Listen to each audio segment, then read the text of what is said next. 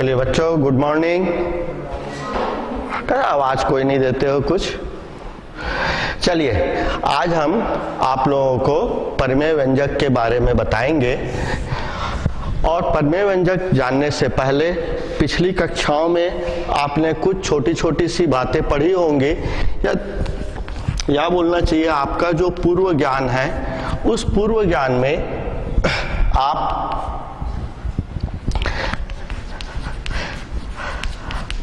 राशियों, चर एवं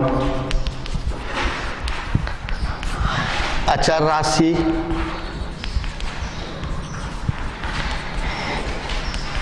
ज्ञात राशि, अज्ञात राशि, पदों, फलन, बहुपद इत्यादि के बारे में आप लोगों ने पिछली कक्षाओं में पढ़ा होगा। फिर भी हम इसके बारे में थोड़ा सा आपका पूर्व ज्ञान को उभार देते हैं, बोलना चाहिए, ताकि आपको आगे परिमेय व्यंजक समझने में तकलीफ न हो। सबसे पहले हम आते हैं राशियों के ऊपर में। राशियों का मतलब ये होता है कि जैसे हम अपने दैनिक जीवन में कोई भी चीजों को गिनने के लिए गणन संख्याओं का या प्राकृत संख्याओं का उपयोग करते हैं, तो जिस चीजों का हम उपयोग करते हैं वह हमारी राशि कहलाती है। और यह राशि अंकों में और बीजीय व्यंजकों के रूप में, दोनों रूपों में होती है। अब यह राशि जो है हमारी दो प्रकार से होती है। सबसे पहला होता है चर राशि। बोलचाल की भाषा से स्पष्ट है, चर मूवेबल, घूमने वाला, या यदि हम जानवरों की भाषा में ये करके देखें तो ये बोल सकते हैं चर माने चरने वाला। जानवर जो है वो एक जगह स्थिर नहीं रहता। चर राशि भी ठीक गणित में उसी तरीके से है, जो स्थिर नहीं होता है या जिसका मान बदलता होता हो।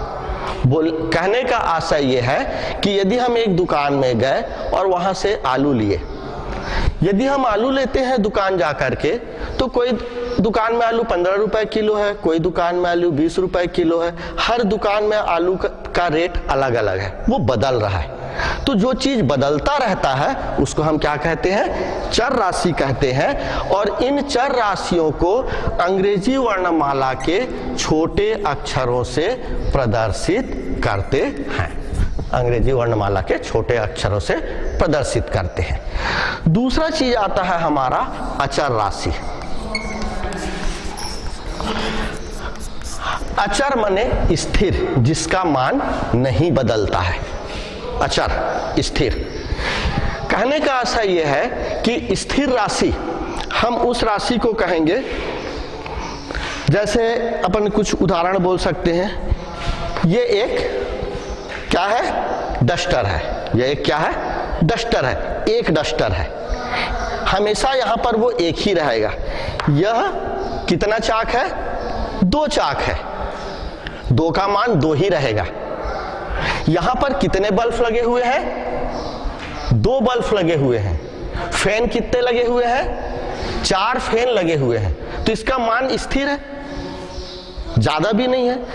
जिसका मान बदलता नहीं हो उसको हम क्या कहते हैं? अचर राशि कहते हैं। और ये अचर राशि हमारे 1, 2, 3, 4 से लेकर के कहां तक के होंगे? अनंत तक के होंगे। ये 2 चीज क्लियर हो गया। हम चर राशि किसको कहते हैं और अचर राशि किसको कहते हैं? वे राशि जिसका मान परिवर्तित होता है क्या कहलाता है? चर राशि कहलाता है, वेरिएबल। और जिसका मान परिवर्तित नहीं होता है वो क्या कहलाता है? अचर राशि कहलाता है। अब इन चर राशि और अचर राशि को हम यदि मिला दें, चर राशि और अचर राशि का हम गुणा कर दें, तो वो एक बीजीय राशि बन जाती है। जैसे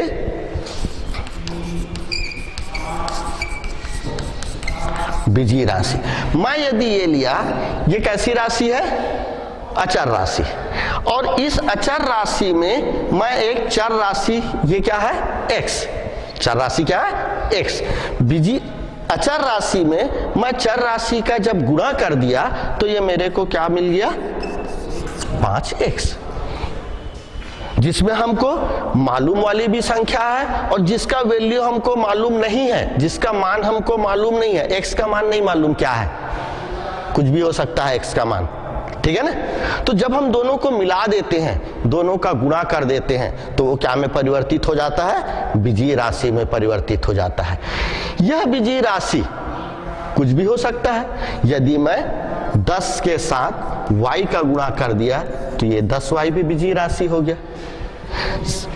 125 के साथ मैं z का गुणा कर दिया तो 125z, ये भी एक बीजीय राशि हो गया। क्लियर है? अब इस बीजीय राशि के बाद में यहां पर हम क्या चीज देखते हैं? बीजीय राशि के बाद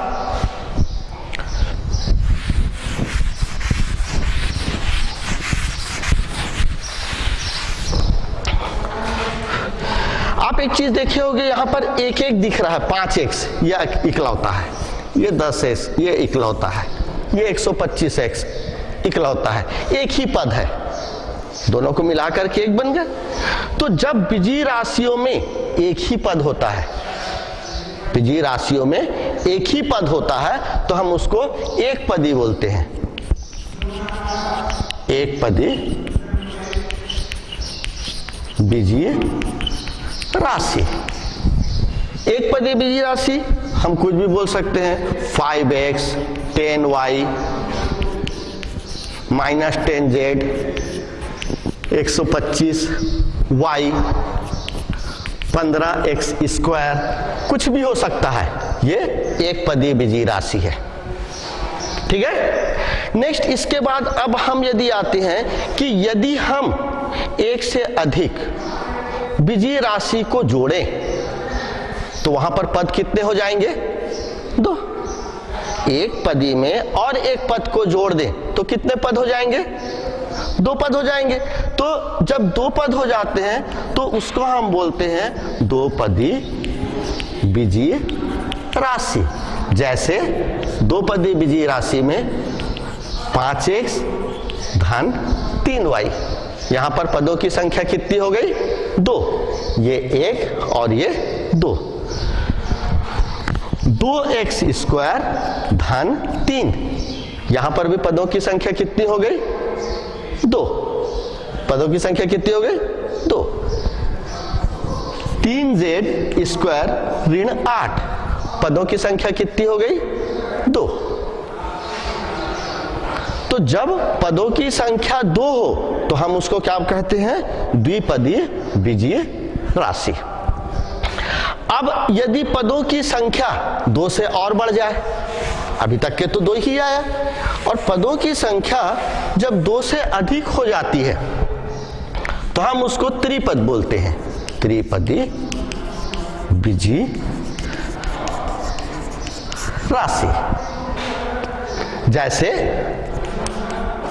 2x स्क्वायर ऋण 5x धन 8, 2x स्क्वायर ऋण 5x धन 8। यहां पर देखो, एक पद, 2 पद और ये कितने पद हो गए? 3 पद। ठीक उसी तरीके से 3y स्क्वायर धन 8y ऋण 125, यहां पर हमारे कितने पद हो गए? 3 पद। कितने पद हो गए? 3 पद। तो हम इसको त्रिपदी बीजीय राशि कहते हैं। अब यदि पद, अब ये तो बढ़ते जाएगा, 3 पद के बाद एक और बढ़ा देंगे तो चतुर्थ पद हो गया, एक और बढ़ा दिए तो पंचम पद हो गया, ये गिनती तो कभी खत्म नहीं होगा। तो इसको शॉर्ट फॉर्म में जब पदों की संख्या 3 या 3 से अधिक हो जाती है, जब पदों की संख्या 3 या 3 से अधिक हो जाती है तो वह हमारा बहुपद कहलाता है। वो बीजीय राशि क्या में परिवर्तित हो गया? बहुपद में परिवर्तित हो गया। तो एक नया शब्द आया हमारे पास में, बहुपद। जब पदों की संख्या 3 या 3 से अधिक हो जाती है तो उसे बहुपद कहते हैं। पदों की संख्या 3 या 3 से अधिक हो जाती है तो हम उसे बहुपद कहते हैं। और बहुपद में चरों का जो गुणांक होता है वो शून्येतर होता है। शून्येतर का मतलब शून्य नहीं होता है। बहुपद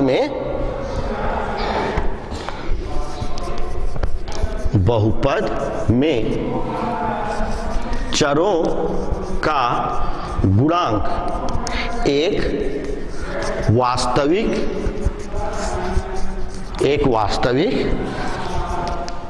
संख्या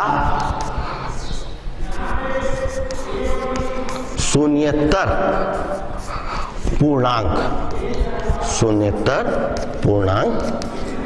होती है। हम ये बोले कि जब पदों की संख्या 3 या 3 से अधिक हो जाती है तो उसे बहुपद कहते हैं। और बहुपद में चरों का गुणांक एक वास्तविक संख्या शून्येतर पूर्णांक होता है। शून्येतर पूर्णांक मतलब उसका जो गुणांक है वह शून्य नहीं होना चाहिए। उदाहरण के लिए जैसे हम px equal to 5x square ऋण 3x प्लस 2 लिखे। ये एक हमारा बहुपद है। 5x स्क्वायर ऋण 3x प्लस 2, या हिंदी में हम इसको बोले तो 5x का वर्ग ऋण 3x धन 2। ये एक बहुपद है जिसमें चर राशि क्या है? चर राशि क्या है? इसमें चर राशि है x और अचर राशि क्या है? अचर राशि है इसमें 5 और ऋण 3। तो चर राशि का जो गुणांक है, ये यहां पर चर राशि x स्क्वायर है, इस x स्क्वायर का गुणांक कितना है? 5। और यहां पर चर राशि भी x है, इसका गुणांक कितना है? ऋण 3। ये जो 5 और ऋण 3 है इसका मान कभी भी शून्य नहीं होना चाहिए। तो जब इस तरीके से कोई पद आते हैं तो उन सभी पदों को हम क्या कहते हैं? बहुपद कहते हैं।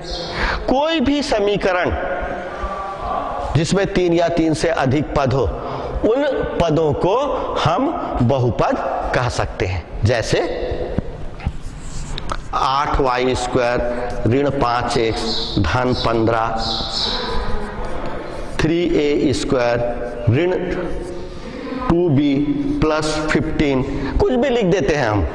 पदों की संख्या है, हम चाहे तो इसको बढ़ा भी सकते हैं। हम यदि यहां पर और लिख दिए 4a का घात 3 लिख दिए, पदों की संख्या कितनी हो गई? पदों की संख्या कितनी हो गई? 4।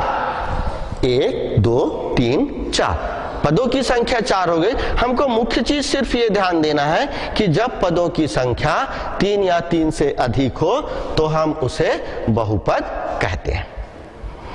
क्लियर हो गया यहां तक के? अब बहुपद के आने के बाद में संख्याओं के बारे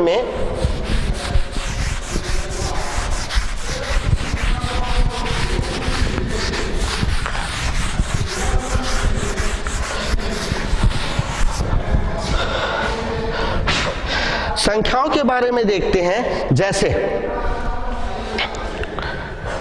भिन्न संख्या होती है, छोटी कक्षाओं में आप भिन्न संख्याओं के बारे में पढ़े होंगे। भिन्न संख्या हम किसको बोलते हैं? वे संख्या जिसको हम सही बटे के रूप में लिख सके, या दूसरे शब्दों में जो भिन्न संख्या है उसी संख्या को हम क्या बोलते हैं? परिमेय संख्या। पिछली क्लास में आपने परिमेय संख्या के बारे में पढ़ा है। परिमेय संख्या वह संख्या जिसे हम P बटे Q के रूप में लिख सकें जहां Q नॉट इक्वल टू 0 या Q शून्य के बराबर नहीं हो, परिमेय संख्या कहलाती है। वह संख्या जिसे हम P बटे Q के रूप में लिख सकें, जहां Q शून्य के बराबर न हो, परिमेय संख्या कहलाती है। P को हम क्या बोलते हैं? अंश, और Q को क्या बोलते हैं? हर। दूसरी शब्दों में यदि हम इसकी परिभाषा को बोलना चाहें तो वे संख्याएं जिसे हम अंश और हर, न्यूमरेटर और डिनोमिनेटर के रूप में लिख सके, जहां हर मीन्स नीचे की संख्या मीन्स डिनोमिनेटर शून्य के बराबर नहीं होना चाहिए, परिमेय संख्या कहलाती है। उदाहरण के लिए जैसे 5 बटे 7, ऋण 3 बटे 8, 18 बटे 25, 0 बटे 15, ये भी हमारी एक परिमेय संख्या है। हमारा परिभाषा क्या बोला है? Q शून्य के बराबर नहीं होना चाहिए, और Q के जगह में यहां क्या है? 15। P को नहीं बोला है, P शून्य हो सकता है। तो इस तरीके की संख्याएं,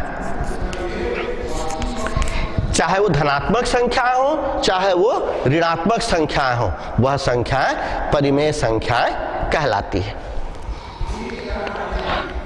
परिमेय संख्या की जब आपको परिभाषा क्लियर हो गई सबको, परिमेय संख्या हम किसको कहते हैं? बिल्कुल सिंपल सी परिभाषा है, वे संख्या जिसे हम P बटे Q के रूप में लिख सके, जहां Q शून्य के बराबर नहीं हो, परिमेय संख्या कहलाती है। अब इस परिमेय संख्या से ही क्या बना है? परिमेय व्यंजक। इसी परिमेय संख्या से हमारा परिमेय व्यंजक बना है। अब यदि इस परिमेय संख्या के साथ कोई बहुपद जुड़ जाए, इस परिमेय संख्या के साथ कोई बीजीय राशि जुड़ जाए, वो बीजीय पद बन जाएगा। बीजीय पदों की संख्या ज्यादा हो गई तो वो बहुपद बन जाएगा। दूसरे शब्दों में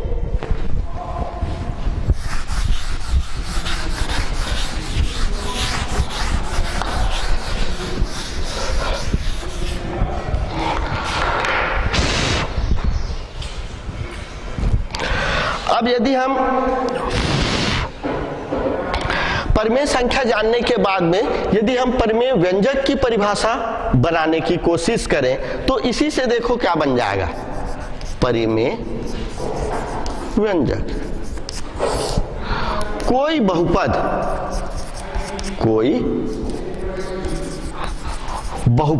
हम आपको बहुपद के बारे में भी बताएं। ये बहुपद का उदाहरण है 8y स्क्वायर ऋण 5x धन 15 या 4a क्यूब धन 3a square minus 2b plus 15, जिसमें 3 या 3 से अधिक पद हो तो उसको हम बहुपद कहते हैं।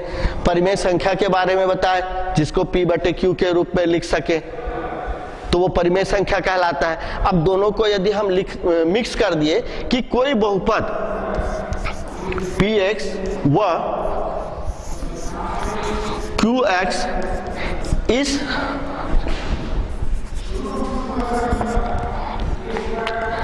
इस प्रकार हो कि इसका कोई बहुपद Px व Qx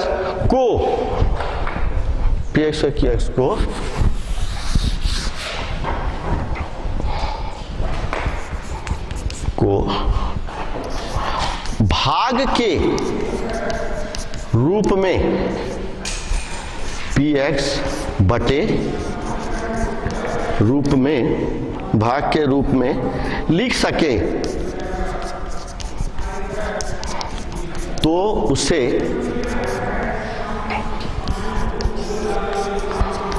परिमेय व्यंजक कहते हैं, जहां Qx शून्य के बराबर नहीं होना चाहिए। एकदम देखो उन दोनों का हम मिक्स के रूप में, यहां पर भी देखो हम इसको P बटे Q में लिखे थे, इस P के साथ में x लग गया तो वो एक बहुपद को बताता है।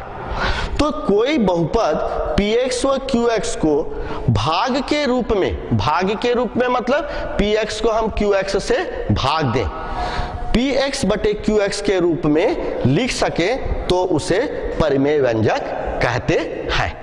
अब ये जो px और qx के रूप में लिख सके हम उसको परिमेय व्यंजक कहते हैं, इतना लिख देने से ही सफिशिएंट नहीं होता जब तक कि हमको इसका कोई उदाहरण पता न चले। तो हम उदाहरण के लिए कुछ भी लिख सकते हैं, जैसे 3x स्क्वायर ऋण 5x धन 2 बटे x धन 2। 3 संख्या है तो ये भी बहुपद है, ये भी पद में है, 2 भी हो सकता है, 1 भी हो सकता है, 4 भी हो सकते हैं, कुछ भी हो सकते हैं। ये हमारे एक क्या है, ऊपर वाला भी बहुपद है और नीचे वाला भी बहुपद है। दूसरा उदाहरण जैसे 8y square plus 5y minus 125 बटे 8y स्क्वायर ऋण 120। कुछ भी लिख दिया, मेरे मन में, मैं पढ़ के नहीं ये कर रहा हूं, जो मेरे मन में उदाहरण आ रहा है वो मैं उदाहरण लिख दिया हूं। मेरा ये बताने का मतलब ये है कि आप भी उदाहरण अपने मन से बना सकते हो। पुस्तक में जो उदाहरण दिया है वही उदाहरण ही सही है, दूसरा हमारे द्वारा लिखा गया कोई उदाहरण सही नहीं होगा, ऐसा नहीं है। आपको ये नजर आना चाहिए कि हम परिमेय व्यंजक उसको कहते हैं जिसका ऊपर भी बहुपद हो और नीचे भी बहुपद हो, अंश में भी बहुपद हो और हर में भी बहुपद हो। तो ये 2 उदाहरण हो गए हमारे परिमेय व्यंजक के। क्लियर हो गए? परिमेय व्यंजक किसे कहते हैं? कोई बहुपद जिसे px व qx को भाग के रूप में px बटे qx के रूप में लिख सके तो उसे हम परिमेय व्यंजक कहते हैं, जहां qx शून्य के बराबर नहीं होना चाहिए। नीचे का शून्य किसी भी स्थिति में नहीं होना चाहिए। यदि इसके जगह शून्य होगा तो हम इसको परिमेय व्यंजक नहीं कहेंगे। क्लियर है? चलिए, तो इस तरीके से हम अपने शीर्षक तक के पहुंच गए कि परिमेय व्यंजक हम किसको कहते हैं। अभी शुरुआत हम कहां से किए थे? आपके पूर्व ज्ञान से। छोटी कक्षाओं में या पिछली कक्षाओं में आपने क्या क्या पढ़ा था? संख्याओं के बारे में पढ़ा था, चर राशि किसे कहते हैं, अचर राशि किसे कहते हैं, फिर चर और अचर राशि को मिलाने से बीजीय पद बने, बीजीय पद से फिर एक पद बने, फिर एक पद से 2 पद बने, 2 पद से 3 पद बने, 3 पद से बहुपद बने, और जब बहुपदों की संख्या अधिक हो गई, बहुपद तो लास्ट आ गए, फिर बहुपद के बाद में हम परिमेय संख्या में आए। पूर्णांक संख्या, प्राकृत संख्या, जितने भी पिछली कक्षाओं की संख्या होती है, हम ज्यादा अंदर नहीं गए। जिस संख्या को अंश और हर के रूप में लिख सकते हैं, जहां हर शून्य के बराबर न हो तो उसको हम परिमेय संख्या बोलते हैं, अंग्रेजी में जिसको रेशनल नंबर कहते हैं। और उस रेशनल नंबर के बाद में रेशनल नंबर से हमारा परिमेय व्यंजक या रेशनल एक्सप्रेशन ये बना, और परिमेय व्यंजक जो कि हमारा इस पाठ का शीर्षक है। अब हमको इस अध्याय में, परिमेय व्यंजक वाले अध्याय में, कि इन परिमेय व्यंजकों को किस तरीके से जोड़ना है, किस तरीके से घटाना है, किस तरीके से गुणा करना है, किस तरीके से भाग देना है, इनका योज्य प्रतिलोम क्या होता है, इनका गुणन प्रतिलोम क्या होता है, इन सभी के बारे में पढ़ना है। ठीक है? चलिए अब आते हैं आगे।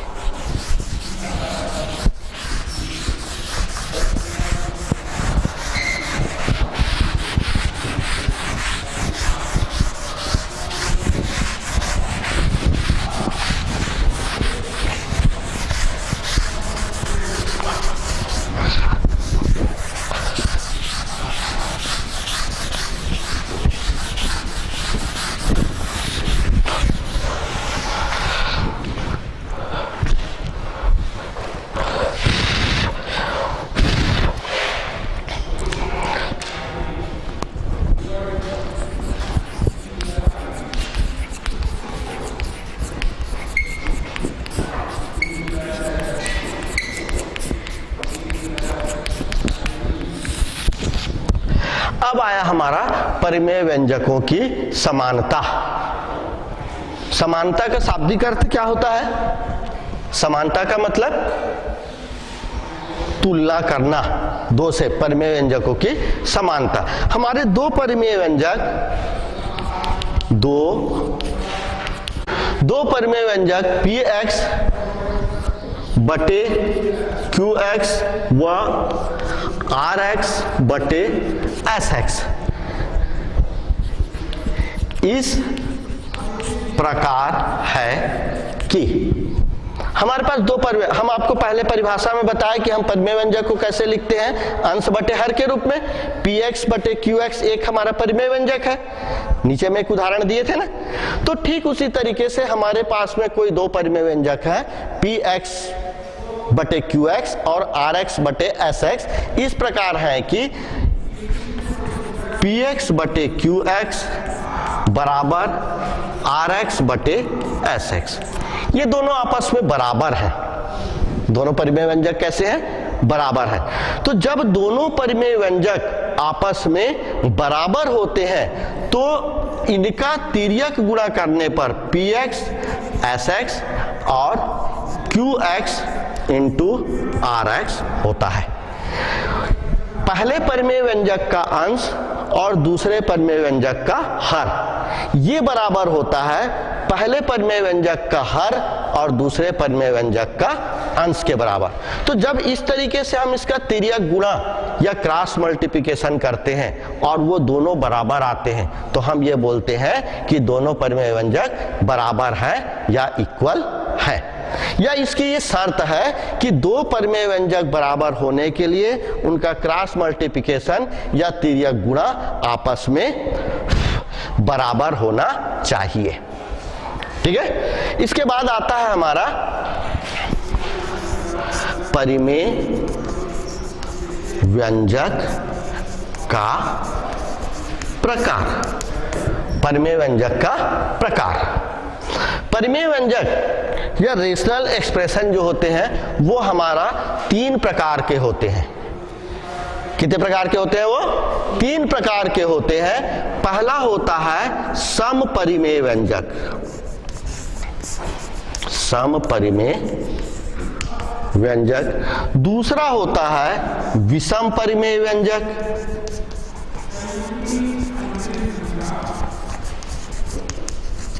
और तीसरा होता है मिश्रित परिमेय व्यंजक।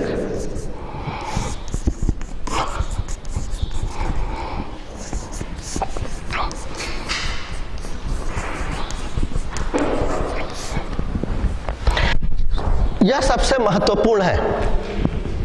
तीनों प्रकार, समपरिमेय व्यंजक, विषम परिमेय व्यंजक और मिश्रित परिमेय व्यंजक। सबसे पहले वाले में आते हैं हम।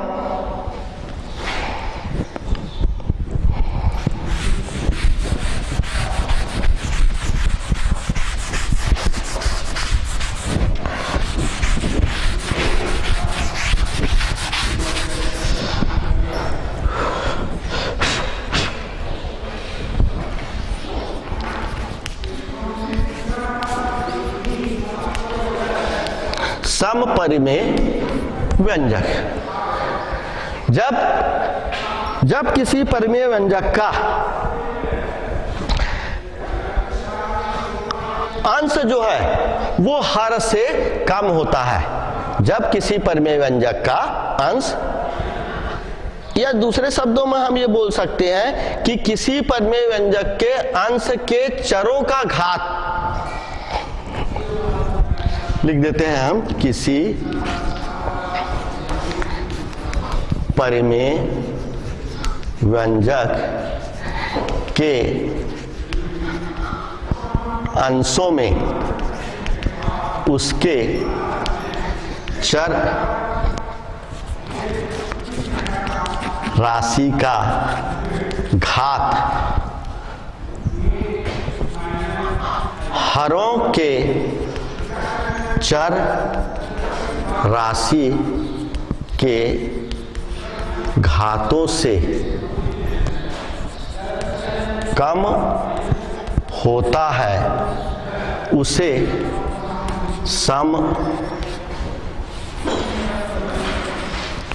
परिमेय व्यंजक कहते हैं। कहने का आशय यह है कि किसी परिमेय व्यंजक के अंशों में उसके चर राशि का घात हरों के चर राशि के घातों से कम होता है, उसे समपरिमेय व्यंजक कहते हैं। एक उदाहरण देता हूं मैं, जैसे 5x धन 3 बटे 3x स्क्वायर ऋण 8x धन 5, ये एक परिमेय व्यंजक लिखा हूं मैं, एक परिमेय व्यंजक का उदाहरण है। इस परिमेय व्यंजक में यहां पर जो x है और यहां पर x है, ये दोनों x हमारे चर राशि है। 5x धन 3 ये अंश है और 3x स्क्वायर ऋण 8x धन 5 हर है। यहां पर अंशों में जो चर राशि है उसका घात कुछ नहीं दिख रहा है, मतलब इसका घात कितना है, 1 है। यहां पर कुछ नहीं दिख रहा है इसलिए इसका घात 1 है, और यहां पर इसका घात हमको कितना दिख रहा है, 2 दिख रहा है। तो हर के चर राशि से अंश के चर राशि का घात कम है। हर के चर राशि के घात से अंश के चर राशि का घात कम है, इसलिए हम इसको क्या कहते हैं, समपरिमेय व्यंजक। एक आध उदाहरण आप और लिख सकते हो, जैसे 15y का घात 4 ऋण 3y क्यूब ऋण 15y धन 18। मैं कुछ भी लिख दे रहा हूं। अब इसको हमको क्या बनाना है, समपरिमेय व्यंजक बनाना है। समपरिमेय व्यंजक का उदाहरण लिख रहे हैं हम, और ऊपर में हम लिख दिए। ये समपरिमेय व्यंजक का उदाहरण तभी बन पाएगा जब हम इसके हर का एक ऐसा बहुपद लिखेंगे जिसका जो घात है, चर का घात, वो अंश के घात से अधिक हो, तब तो ऊपर वाला कम होगा। हम यहां पर 2y की घात 5 ऋण 15y धन 125 लिख दिया। अब यहां पर देख लो, यहां पे अधिकतम घात कितना है, 4, यहां पे अधिकतम घात कितना है, 5। नीचे के घात से ऊपर का घात कम हो गया, क्या कहलाया वो, समपरिमेय व्यंजक। क्लियर हो गया।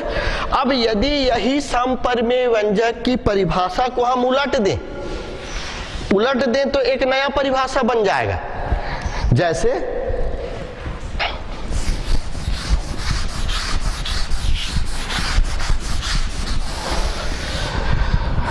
ये कहलाएगा हमारा विषम परिमेय व्यंजक।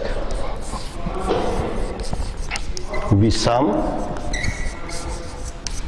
परिमेय व्यंजक। अब देखो, पहला वाला समपरिमेय व्यंजक के उदाहरण में हम क्या बताए थे कि किसी परिमेय व्यंजक में अंशों का जो घात होता है वो हरों के घात से कम होता है। जस्ट इसका उल्टा क्या हो जाएगा, अंशों का घात अधिक और हर का घात कम।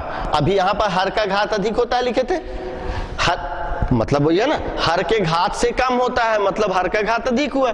तो जस्ट हम इसका यदि उल्टा कर दें तो ये बन जाएगा हमारा परिभाषा नया कि किसी परिमेय व्यंजकों में जब अंश के चरों का घात हर के चरों के घात से अधिक होता है तो उसे विषम परिमेय व्यंजक कहते हैं। जस्ट उल्टा हो गया वो कि जब किसी परिमेय व्यंजक में अंश के चरों का घात हर के चरों के घात से अधिक होता है तो हम उसे विषम परिमेय व्यंजक कहते हैं। अब हम ये जो उदाहरण दिए हुए हैं, समपरिमेय व्यंजक का जो हम उदाहरण दिए हुए हैं, इसी उदाहरण को यदि हम पलट देते हैं तो हमको वो विषम परिमेय व्यंजक का उदाहरण मिल जाएगा। जैसे इसी उदाहरण को देखो, हम पहले क्या लिखे थे, 5x धन 3 बटे 3x का वर्ग ऋण 8x धन 5। यहां पर समपरिमेय व्यंजक में x की घात 1 है और हर की घात 2 है। हम इसको पलट दिए तो ये क्या हो जाएगा, 3x का वर्ग ऋण 8x धन 5 बटे 5x धन 3। इस उदाहरण में आप क्या देख रहे हो कि इस परिमेय व्यंजक में अंश की घात अधिक है। अंश की चर राशि क्या है, x, इसकी घात 2 है, और हर की चर राशि भी x है, इसकी घात कुछ नहीं है, माने कितना है, 1 है। तो जब किसी परिमेय व्यंजक में अंश की घात, अंश के चर राशि के जो घात है वो हर के चर राशि के घात से अधिक हो, अंश का अधिक हो और हर का कम हो, तो हम उसको क्या कहते हैं, विषम परिमेय व्यंजक।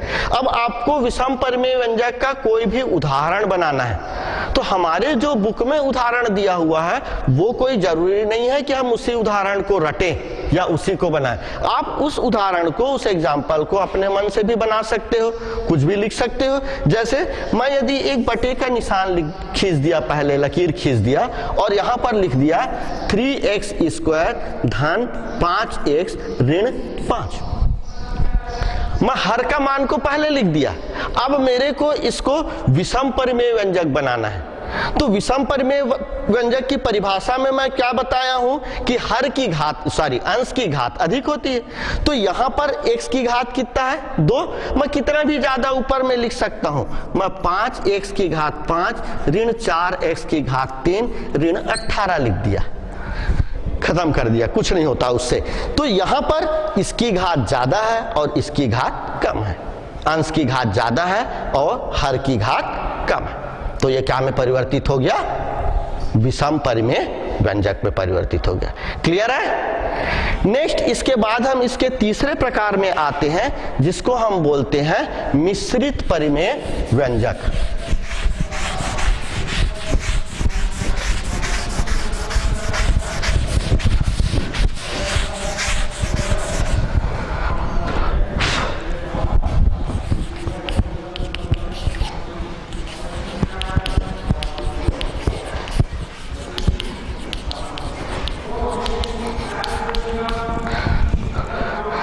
मिश्रित परिमेय व्यंजक हमारा इस तरीके से होता है, दो नाम से ही स्पष्ट है, मिश्रित माने मिला हुआ, मिश्रित माने मिला हुआ। तो किसी परिमेय व्यंजक का एक भाग पूर्णांक व्यंजक हो, किसी परिमेय व्यंजक का एक भाग पूर्णांक व्यंजक तथा दूसरा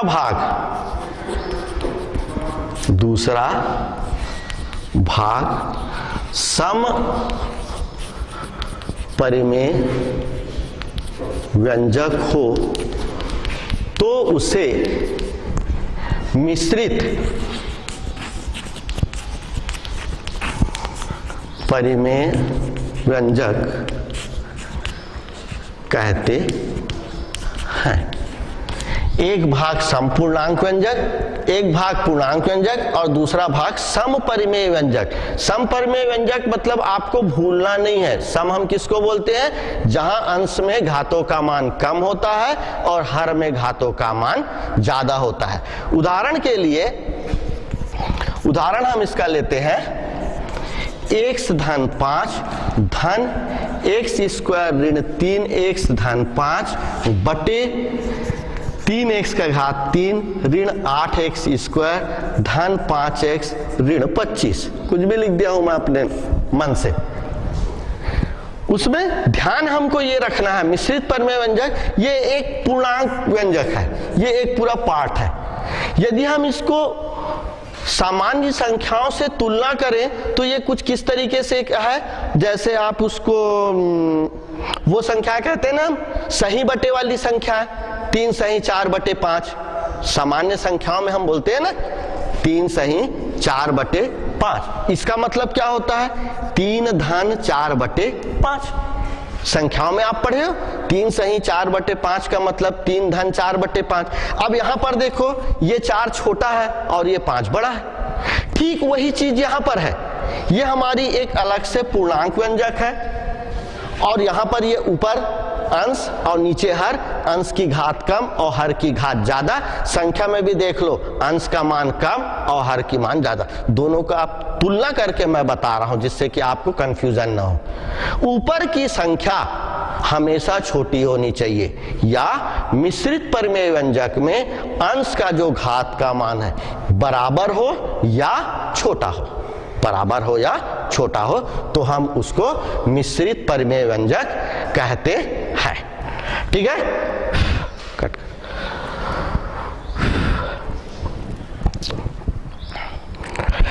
नेक्स्ट, मिश्रित परिमेय व्यंजक के बाद में आता है हमारा परिमेय संख्याओं का न्यूनतम रूप।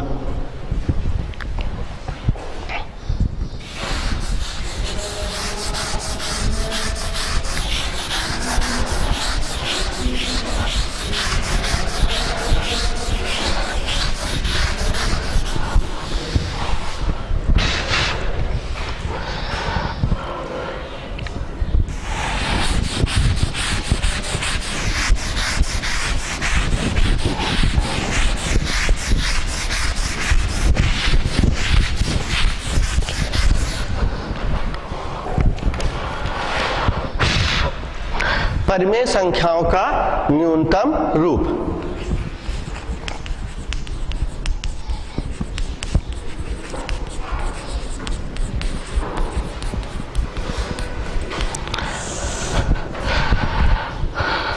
चलिए, परिमेय संख्याओं का न्यूनतम रूप को हम आपको अगली कक्षाओं में बताएंगे। ठीक है।